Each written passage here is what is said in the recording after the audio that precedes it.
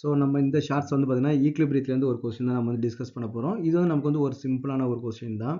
இங்கே என்ன கேட்டாங்கன்னு பார்த்தீங்கன்னா predict the following reaction will have appreciable concentration of reactant and product வந்து கேட்டுக்கிறாங்க. ஓகேவா? அப்போ வந்து பார்த்தீங்கன்னா appreciable constant reactant and productனா இதில் வந்து இந்த இந்த இந்த ஈக்குவேஷனுக்கு ரியாக்டன்ட் வந்து அதிகமாக இருக்குமா ப்ராடக்ட் வந்து அதிகமாக இருக்குமான்னு சொல்லி கேட்டுக்கிறாங்க. இது வந்து நமக்கு வந்து ஒரு சிம்பிளான கான்செப்ட் தான். எப்போவுமே பார்த்தீங்கன்னா ஈக்லிபிரியம் கான்ஸ்டன்ட் வந்து பார்த்தீங்கன்னா இப்போ கேசியோட வேல்யூ நமக்கு வந்து பார்த்தீங்கன்னா 10 to the power of 3 விட நமக்கு வந்து அதிகமாக இருந்தது அப்படின்னா கேசியோட வேல்யூ நமக்கு வந்து 10 to the power of 3 விட நமக்கு வந்து அதிகமாக இருந்துச்சுன்னா அப்போ வந்து நமக்கு வந்து கேசி அதாவது பார்த்தீங்கன்னா ரியாக்டன்ட் அப்படின்னா ரியாக்டன்ட் வந்து நமக்கு வந்து கம்மியாக வந்து இருக்கும், ப்ராடக்ட் வந்து நமக்கு வந்து அதிகமாக வந்து இருக்கும். இதான் நமக்கு வந்து கேசி. ஓகே, கேசி வந்து 10 to the power of 3 விட நமக்கு அதிகமாக இருந்துச்சு அப்படின்னா ரியாக்டன்ட் வந்து அதிகமாக இருக்கும், ப்ராடக்ட் வந்து நமக்கு வந்து ரொம்ப கம்மியாகவே இருக்கும்.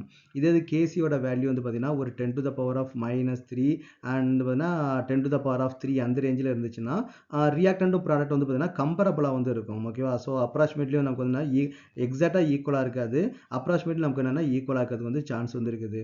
அப்போ கேசி வந்து 10 to the power of -3 10 to the power plus 3 இருந்தது அப்படின்னா அப்போ கேசி வந்து பார்த்தீங்கன்னா 10 to the -3 விட நமக்கு வந்து கம்மியாக இருந்துச்சு அப்படின்னா அப்போ ரியாக்டன்ட் வந்து நமக்கு வந்து அதிகமாக இருக்கும், ப்ராடக்ட் வந்து நமக்கு வந்து கம்மியாக வந்து இருக்கும். இதான் நமக்கு இதுக்கான ரிலேஷன்ஷிப். ஓகேவா? இப்போ நம்ம வந்து ஏ வந்து நமக்கு வந்து எடுத்துப்போம். ஏல என்ன கொடுத்துருக்காங்க, கேசியோட வேல்யூ நமக்கு எவ்வளோ இருக்குது, 10 to the power of -39 வந்து இருக்குது. அப்போ ரொம்ப ரொம்ப லோ வேல்யூவாக வந்து இருக்குது.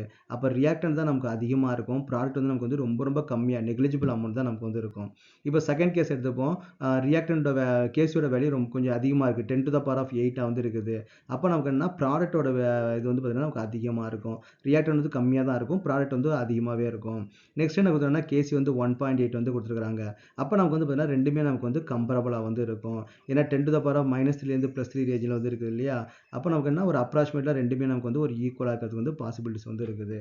ஸோ இதான் ரிலேஷன்ஷிப் இது கேசி வேல்யூ. அப்போ கேசி வேல்யூ வச்சு நம்ம வந்து எவ்வளோ ரியாக்டன்ட் இருக்குது, எவ்வளோ ப்ராடக்ட்டுக்கு நம்மளால் அஸ்யூம் பண்ண முடியும். அப்போ நீங்கள் வந்து ஒரு கம்பெனி ரன் பண்ணுறீங்க, அந்த கம்பெனியில் வந்து பார்த்தீங்கன்னா உங்களோட ப்ராடக்ட் வந்து நீங்கள் சூஸ் பண்ணணும்னா முதல்ல கேசி வேல்யூ வந்து நீங்கள் வந்து பார்க்கணும். அப்போ கேசி வேல்யூ அதிகமாக இருந்துச்சுன்னா நிறைய ப்ராடக்ட் வந்து உங்களுக்கு கிடைக்கும், நல்ல பெனிஃபிட்டாக வந்து இருக்கும். இல்லை கேசி வேல்யூ கம்மியாக இருந்துச்சுன்னு பார்த்தீங்கன்னா அந்த ப்ராடக்ட்டை நீங்கள் எடுத்தீங்கன்னா கொஞ்சம் நஷ்டம் வரதுக்கு வந்து பாசிபிலிட்டிஸ் இருக்குது. அப்போ அதை மெயின் பிஸ்னஸாக நம்ம வந்து பண்ண முடியாது. எப்போவுமே மெயின் பிஸ்னஸாக பண்ணுறது வந்து பார்த்தீங்கன்னா கேசி வேல்யூ வந்து அதிகமாக இருக்கணும். அப்போ தான் நமக்கு வந்து நிறைய ப்ராடக்ட் வந்து கிடைக்கும், நிறைய ப்ராஃபிட் வந்து நமக்கு வந்து இருக்கும்.